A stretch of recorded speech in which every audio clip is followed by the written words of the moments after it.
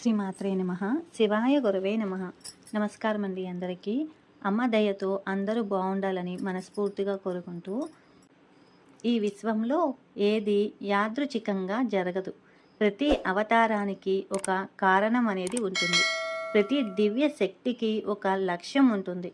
అలాగే అమ్మ ఒక దివ్య కార్యం కోసం ఆవిర్భవించింది. ఆ నామమే దేవకార్య సముద్యత.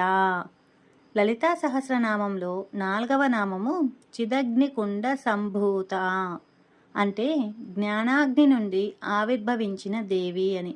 ఇప్పుడు మనము 5వ నామం చూస్తే దేవకార్య సముద్యత, అంటే అమ్మ ఎందుకు ఆవిర్భవించింది, అమ్మ యొక్క లక్ష్యం ఏమిటి, ఇవన్నీ మనము ఈరోజు ఈ వీడియోలో తెలుసుకుందాము. అంతేకాకుండా ఈ వీడియోలో మనము సరైన ఉచ్చారణ, ఒత్తులు, దీర్ఘాలు, పద విభజన, అర్థము, ఈ నామంలోని బీజాక్షరాల శక్తి, శ్వాసక్రియ, ఇంకా శక్తి నిర్వహణ, మనస్సు ఇంకా శరీరం యొక్క సమన్వయం గురించి, జీవితానికి అన్వయము అంటే జీవితంలో ఈ నామాన్ని ఎలా అన్వయించుకోవాలి అనేది, కర్మతత్వం గురించి, మనము సాధన కానీ జపం కానీ చేస్తున్నప్పుడు ఈ నామాన్ని మనసులో ఎలా భావన చెయ్యాలి అనేది కూడా ఈరోజు మనము ఈ వీడియోలో తెలుసుకుందాము. వీడియోని ఎక్కడ స్కిప్ చేయకుండా పూర్తిగా చూడండి. అలాగే మీకు ఈ వీడియో నచ్చితే లైక్ చేయండి. కొత్తగా చూసేవాళ్ళు మన ఛానల్ని సబ్స్క్రైబ్ చేసుకోండి. మీ అభిప్రాయాన్ని కింద కామెంట్ చేయండి. ఎందుకంటే నేను చెప్పేది మీకు అర్థం అవుతుందో లేదో నాకు తెలియడం లేదు. మీకు ఏమన్నా డౌట్లు ఉన్నా కానీ కింద కామెంట్ చేయండి. ముందుగా మనము శ్లోకంలో ఇంకా నామావళిలో ఈ నామం యొక్క ఉచ్చారణ గురించి తెలుసుకుందాము. ముందుగా శ్లోకంలో చిదగ్నికుండ సంభూత దేవకార్య సముద్యత, ఇది మనకి మొదటి శ్లోకంలో 2వ పాదంలో చివరి నామం అన్నమాట, 5వ నామము. ఇది అక్షరాల సంఖ్య చూస్తే 8 అక్షరాల నామము, దేవకార్య సముద్యత అనేసి అని చెప్పి. ఈ నామంలో ఒత్తులు దీర్ఘాలు చూస్తే కనుక దే అన్నప్పుడు అంటే దేవకార్యలో మొదటి అక్షరము దే అన్నప్పుడు దాకు ఏకార దీర్ఘం వచ్చింది. తర్వాత రియా, రియా అంటే రాకు యావత్తు వచ్చింది. ఇది సంయుక్తాక్షరము. రియా అని పలికేటప్పుడు నాలుక కొంచెం పైకి రోల్ అవ్వాలన్నమాట, అంటే రియా అనేసి అని చెప్పేసి రాకు యావత్తు వస్తుంది. అలాగే ద్యా, ద్యా అంటే దాకు యావత్తు వచ్చింది. ఇది కొంచెము ఒత్తి పలకాలి, ద్యా అనేసని. తా అంటే తాకు ఆకార దీర్ఘం వచ్చింది. మొత్తంగా నామ ఉచ్చారణ చూసుకుంటే దేవకార్య సముద్యత అనేసని. ద్యా దగ్గర ఒక చిన్న విరామం ఇచ్చి తాను దీర్ఘంగా పలకాలన్నమాట, దేవకార్య సముద్యత అనేసని, దేవకార్య సముద్యత.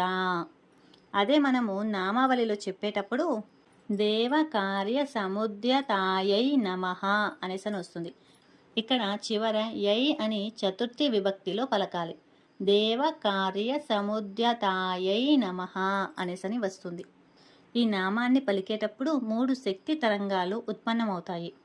అవి ఏంటో ఇప్పుడు చూద్దాం. దే అన్నప్పుడు గొంతు వద్ద కంపనం అన్నమాట, అంటే ఒక చిన్న వైబ్రేషన్ అనేది మన గొంతు దగ్గర వస్తుంది. కార్య అన్నప్పుడు నాలుక అంగెలిని తాకి ఒక స్ఫుట ధ్వని వస్తుంది అనమాట, కార్య అనేసని. కా అన్నప్పుడు ఇలా నోరు ఒకసారిగా ఇలా ఓపెన్ అయ్యి, రియా అన్నప్పుడు నాలుక పైన తాకి కిందకు వస్తుంది అనమాట, కార్య అనేసని. సముద్యత అన్నప్పుడు ఛాతి నుంచి పైకి వచ్చే ఒక దీర్ఘ శ్వాస అనమాట. ఈ 3 కలిపితే మనలో ఆలోచన, నిర్ణయము ఇంకా కార్యం అనే అంతర్గత ప్రాసెస్ అనేది యాక్టివేట్ అవుతుంది.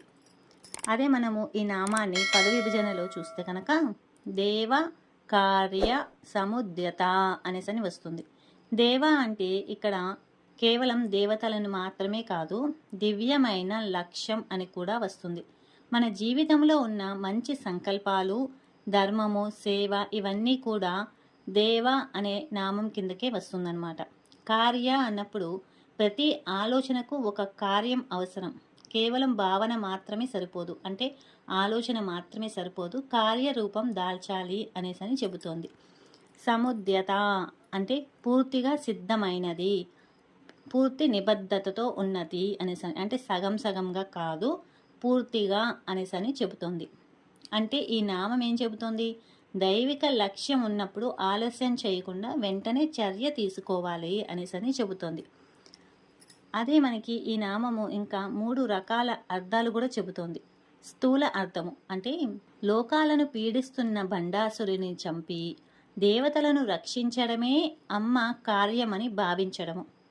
ఇంకా సూక్ష్మ అర్థం తెలుసుకుంటే మన శరీరములోని దేవతలు అంటే ఇంద్రియాలు. ఈ ఇంద్రియాలు అజ్ఞానం అనే రాక్షసుడిని బారిన పడకుండా వాటిని సరైన మార్గంలో పెట్టడానికి సిద్ధంగా ఉన్న శక్తి అనేసని. సరైన మార్గము అంటే ఇక్కడ జ్ఞాన మార్గము అనేసని చెప్పి. ఇంకా అంతరార్థం చూసుకుంటే కనుక దేవ కార్యం అంటే జీవుడిని పరమాత్మతో కలపడము. ప్రతి జీవి మోక్షం పొందేలా వెన్నెముకలో కుండలిని మేలుకొల్పడానికి సిద్ధంగా ఉన్న కుండలిని శక్తి అనేసని. ఇప్పుడు మనము శాస్త్రార్థం చూసుకుంటే కనుక అమ్మ క్రియాశక్తికి ప్రతీక. సంకల్పము రాగానే వెంటనే పనిలోకి దిగడం అమ్మ యొక్క ప్రత్యేకత. ఇక్కడ సంకల్పం ఏమిటి? చిదగ్ని కుండ సంభూత. అదే మనకి పనిలోకి దిగడం అంటే దేవ కార్య సముద్యత. ఈ నామం మనకు ఏమి నేర్పుతోందో ఒకసారి చూద్దాము. పని ఉంది అని తెలిసినప్పుడు వాయిదా వేయకుండా వెంటనే సిద్ధం అవడం, రెడీ టు యాక్ట్ అనేది మనకి నేర్పుతుందన్నమాట. అంటే ఇది ప్రో యాక్టివ్ తత్వం అన్నమాట. నిస్వార్థం అంటే అమ్మ తన కోసం కాకుండా దేవతల కోసం సిద్ధపడింది, అంటే పరుల కోసం సిద్ధపడింది. దీన్ని బట్టి మనకేం తెలుస్తుంది? మన పనులు కూడా సమాజ శ్రేయస్సు కోసమే ఉండాలని ఈ నామం మనకి బోధిస్తుంది. ఈ నామాన్ని మనము జీవితానికి ఎలా అన్వయించుకోవాలి ఒకసారి చూద్దాము. ఏదైనా మంచి పని చేయాలని అనిపించినప్పుడు తర్వాత చేద్దాము అనకుండా ఈ నామాన్ని స్మరిస్తూ వెంటనే ఆ పనిని ప్రారంభించాలి. మీరు ఉద్యోగము లేదా గృహ బాధ్యతలను కేవలం పనిలా కాకుండా ఒక దేవ కార్యంలాగా భావిస్తే మీకు ఒత్తిడి అనేది కలగదు, గౌరవం కూడా పెరుగుతుంది. ఇంకా ఈ నామం మనం సాధన చేయడము లేదా జపం చేయడము, నిరంతరము ఈ నామాన్ని స్మరించడం వల్ల జరిగే ఫలితం కూడా మనము ఇప్పుడు తెలుసుకుందాం. ఈ నామ జపం వల్ల మెదడులోని ప్రిఫ్రంటల్ కార్టెక్స్ ఉద్దీపన చెందుతుందన్నమాట. ఇది నిర్ణయాధికారిని పెంచుతుంది, అంటే డెసిషన్ మేకింగ్ అనే వాటిని పెంచుతుంది. ఇప్పుడు మనము ఈ నామంలోని బీజాక్షరాల శక్తి గురించి తెలుసుకుందాము. ఈ నామంలోని అక్షరాల కలయిక మన శరీరంలో నిద్రాణంగా ఉన్న శక్తిని ఒక లక్ష్యం వైపు మళ్లించేలాగా పనిచేస్తుందన్నమాట. అంటే ఇప్పుడు ఒక్కొక్క అక్షరము అంటే ఒక్కొక్క అక్షరం యొక్క శబ్ద శక్తి చూద్దాము. దే అన్నప్పుడు ప్రకాశ బీజం అన్నమాట. దాకారానికి ఏ కారం చేరింది అంటే ఇక్కడ దా అంటే ఇచ్చుట అనేసని, ఏ అనేది శక్తి ప్రసారానికి సంకేతము. ఈ ధ్వని గొంతులోని విశుద్ధ చక్రం వద్ద ప్రకంపనాలు సృష్టిస్తుంది. అంటే మన విశుద్ధి చక్రం దగ్గర ఒక వైబ్రేషన్ అనేది సృష్టిస్తుందన్నమాట. ఇది మీలోని భావాలను స్పష్టంగా వ్యక్తపరిచేలాగా, ఇతరులకు మీ మాట వినేలా చేసే కమాండింగ్ పవర్ను ఇస్తుందన్నమాట. వా ఇది వచ్చేసి అమృత జల బీజము. వా అనేది వరుణ బీజానికి పునాది. ఇది అత్యంత చల్లని ఇంకా ప్రవాహ గుణం కలిగిన శబ్దం అన్నమాట. పని ఒత్తిడిలో ఉన్నప్పుడు మనసు వేడెక్కకుండా ఈ వాకారం మెదడును శాంతపరుస్తుంది. ఇది శరీరంలోని ద్రవ పదార్థాలను క్రమబద్ధీకరిస్తుంది అన్నమాట. ఇంకా కా అనేది సృజన బీజము. కా అనేది బ్రహ్మదేవుడికి ఇంకా ఈ సృష్టికి సంకేతము. ఇది గొంతు వెనుక భాగం నుండి వచ్చే ఒక ధ్వని అన్నమాట. ఇది మెదడులోని క్రియేటివిటీ సెంటర్ను మేలుకొలుపుతుంది. ఏదైనా పనిని కొత్తగా సమర్థవంతంగా ఎలా చేయాలో ఆలోచించే శక్తి ఇది ఇస్తుందన్నమాట.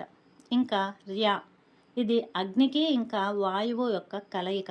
రా అంటే అగ్ని బీజము, ఇంకా యా అంటే వాయువు. ఇవి రెండు కలుస్తాయి అన్నమాట. అగ్నికి గాలి తోడైతే ఎలా ప్రజ్వలితుందో ఈ రియా శబ్దము మనలోని జఠరాగ్నిని ఇంకా క్రియాశక్తిని అంతలా పెంచుతుందన్నమాట. సోమరితనము కాలిపోవడానికి ముఖ్యంగా ఈ అక్షరమే కారణం ఈ నామంలో. ఇంకా ము అనేది మోక్షము ఇంకా ముక్తి బీజము. ఇది పెదవులు మూసి పలికే దాని వల్ల ఒక లెబియల్ ధ్వని అనేది వస్తుంది. ఇది మనసును అంతర్ముఖం చేస్తుందన్నమాట. చేసే పనిలో స్వార్థం లేకుండా అది ఒక యోగంలా మారేలా చేస్తుంది. ఏది ము అనే ఒక శబ్దము, అదే దయ. దయ అనేది ప్రకాశవంతమైన మేధస్సు. దా ఇంకా యాల కలయిక ఇది. ఇది ధ్యానము ఇంకా దెయ్యికి ఒక మూలము. ఇది నేరుగా ఆజ్ఞాచక్రం మీద ఒత్తిడిని కలిగిస్తుంది. అంటే ఒక పని చేసేటప్పుడు ఏది సరైనదో నిర్ణయించుకునే విచక్షణ జ్ఞానాన్ని ఈ ప్రకంపనాలు ఇస్తాయన్నమాట. దేవకార్య సముద్యత అనే నామాన్ని పదే పదే పలకడం వల్ల మన శరీరం ఒక డైనమోలాగా మారుతుంది.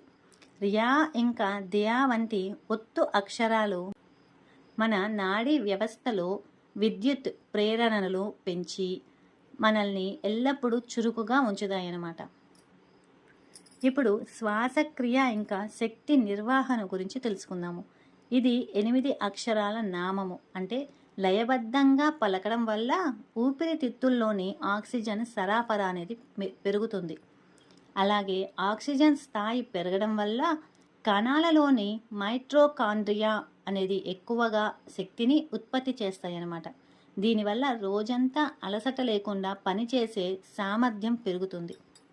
మనము జపం కానీ సాధన కానీ చేసేటప్పుడు ఈ నామము దేవకార్య సముద్యత అనేసని నామం జపం చేస్తాం కదా. అప్పుడు దేవకార్య అంటే ఉన్నత లక్ష్యం అనే ఆలోచనతో నామం జపించడం వల్ల మన మనస్సు ఇంకా శరీరము ఒకే దిశలో ప్రయాణిస్తాయి.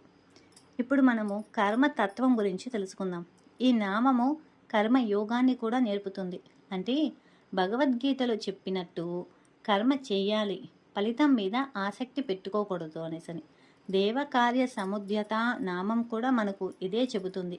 నీ పని ధర్మంగా చెయ్యి, అది దేవి ఆజ్ఞగా భావించు, ఫలితము స్వయంగా వస్తుంది అనేసని చెప్పి. మళ్ళీ నెక్స్ట్ వీడియోలో మనము 2వ శ్లోకంలో మొదటి నామం చూద్దాము. అంటే 6వ నామం గురించి తెలుసుకుందాము. మొత్తము మనము ఇప్పుడు 5 నామాలు పూర్తి చేసుకున్నాం కదా. ఈ 5 నామాలు మొత్తం కలిపి ఒక శ్లోకము. అంటే మనము ఒక శ్లోకాన్ని పూర్తిగా నేర్చుకున్నాము. నెక్స్ట్ వీడియోలో ఈ 5 నామాలను అంటే ఒక శ్లోకాన్ని పూర్తిగా ఎలాగా ఒక్కొక్క నామాన్ని ఎలా ఉచ్చరించాలి, పద విభజన, నామావళిలో ఎలా పలకాలి, ఇంకా ఆ నామానికి ఒత్తులు దీర్ఘాలు మొత్తము కూడా నేర్చుకొని అర్థము, ఆ నామం జపం చేసేటప్పుడు మనసులో ఎలాంటి భావన చేయాలో కూడా మనము తెలుసుకుందాము. కొత్తగా చూసే వాళ్ళకు కూడా బాగా ఉపయోగపడుతుందని అనుకుంటున్నాను. ఇంకొక చిన్నదండి, విన్నపమే అనుకోండి. మీరు ఒక బుక్ అనేది పెట్టుకొని ప్రతి నామానికి ఆ నామాన్ని ఎలా ఉచ్చరించాలి అంటే ఎలా పలకాలి తప్పులు లేకుండా, ఏ అక్షరం కింద ఏ ఒత్తు వస్తుంది, దీర్ఘం ఎలా వస్తుంది, ఇవన్నీ కూడా నేను ప్రతి నామానికి కూడా చెబుతున్నాను కదా. అది చక్కగా మీరు రాసుకునే ప్రయత్నం చేయండి. ఫ్యూచర్లో అంటే తర్వాత కూడా మనం చూసి చదువుకొని తప్పులు లేకుండా చదవడానికి అమ్మ దగ్గర చాలా ఉపయోగపడుతుంది. ఇది ఒకసారి మీరు గమనించగలరు. శ్రీమాత్రే నమః. శివాయ గురవే నమః. సర్వం శ్రీ లలితార్పణమస్తు.